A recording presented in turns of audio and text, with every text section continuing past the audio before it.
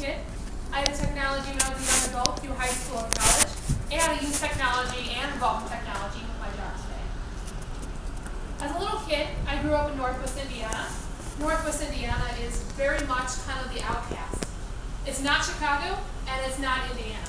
It's actually on Central Time, so we're kind of in the middle, and nobody wants to play us either way. In the town I grew up in, it was very cookie cutter. Everybody was the same. Every mother stayed home and baked cookies.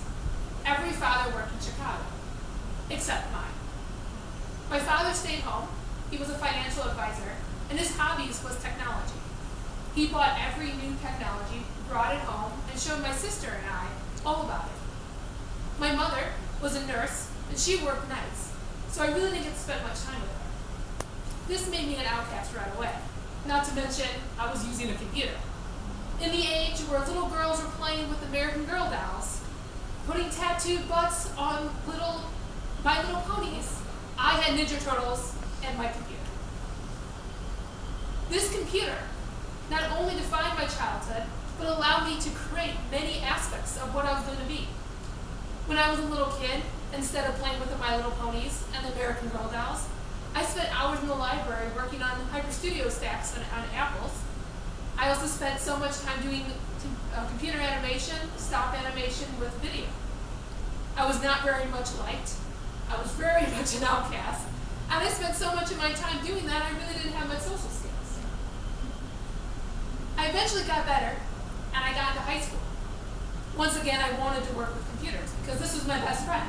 The only person I really knew was a computer. I got into Visual Basic, C++, which are two programming languages. I spent time in AutoCAD, and by the time I was 15 years old, I was working on a project to actually be an architect on a garden/building in our downtown. To me, this was great. I loved this more than anything. But once again, I was very much outcasted. I was a member of the Geek Squad.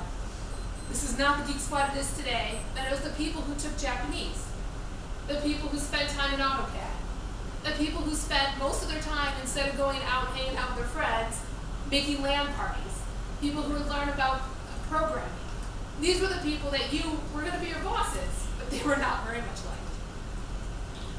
I decided last minute that this best friend of mine, the computer, was no longer a friend. He was a frenemy.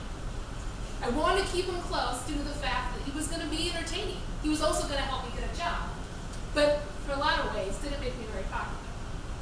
I went to Purdue University deciding that I didn't want to do technology, even though my father, who when I grew up was very much pushing us for technology, said to us, you should do what you love. And at the time, I didn't know what that was. So I ended up spending time in education. Then I spent time in biology. Then I spent some time in psychology, and ended up picking psychology to basically decide that that was easy enough. I was going to just do it because I had the credits.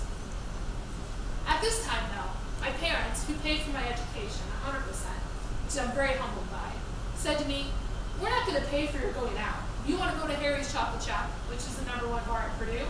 We're not going to pay for that. You're going to do that yourself. So I had to get a job.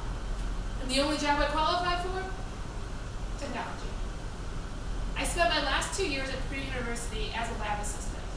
And as a lab assistant, you basically take care of people who don't understand technology. My computer broke. I don't know where it is. Your job was to basically be there for them and take care of them. So I ended up in college the same way as I started. I graduated college, top of my class at Purdue University. I was hoping to be a psych person, to work in HR, to actually work with people. But I couldn't find a job anywhere. I went all over Indianapolis, and I went all over Chicago, and nobody would hire me. And guess what?